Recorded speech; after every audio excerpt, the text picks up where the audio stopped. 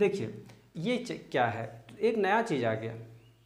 नया चीज़ ये है कि जब हम दो एलिमेंट्स को मिला के एक कंपाउंड बनाते हैं तो जो दो एलिमेंट है वो दो एलिमेंट का क्वालिटी कुछ अलग होगा, लेकिन जो फाइनल प्रोडक्ट बनेगा, तीसरा प्रोडक्ट जो बनेगा उसका क्वालिटी कुछ और होगा।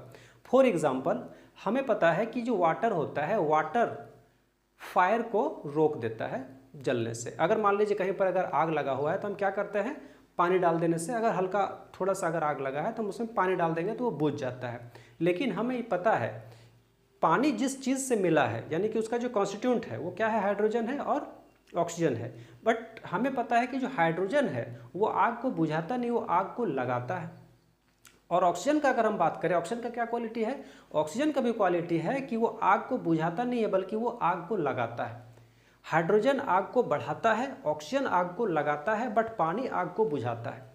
तो in that case we can say that उसका जो कॉन्स्टिट्यूंट है उसका एक अलग प्रॉपर्टी होता है, लेकिन उसका जो फाइनल प्रोडक्ट है उसका एक अलग क्वालिटी होता है। ठीक है, अब हमें पढ़ना है इम्प्योर सब्सटेंस। इम्प्योर सब्सटेंस क्या होता है कि व्हेन टू और मोर एलिमेंट्स और compounds mix together in any proportion without any chemical reaction.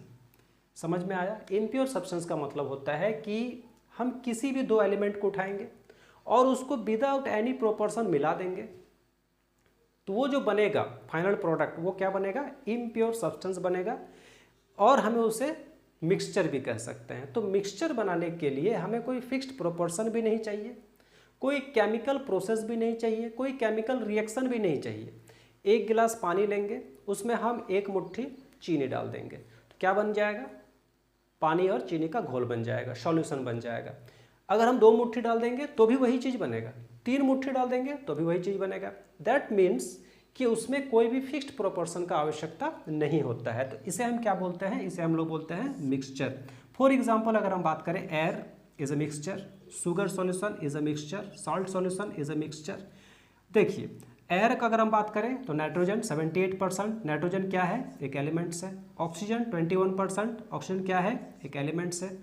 दोनों मिलकर क्या बनता है, एयर बनता है।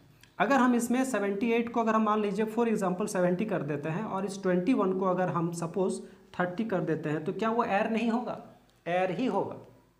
इसमें कोई फिक्स्ड प्रोपोर्शन नहीं है। अगर हम बात करें शुगर और वाटर का, शुगर में क्या है, शुगर एक कंपाउंड है, वाटर क्या है, एक कंपाउंड है। दोनों को मिला देंगे तो क्या बनेगा, एक घोल बन जाएगा, सॉल्यूशन बन जाएगा। इसमें भी कोई फिक्स्ड प्रोपोर्शन नहीं होता है। तो जहाँ पर कोई फिक्स्ड प्रोपोर्शन नहीं होता है, कोई केमिकल रिएक्शन नहीं होता है,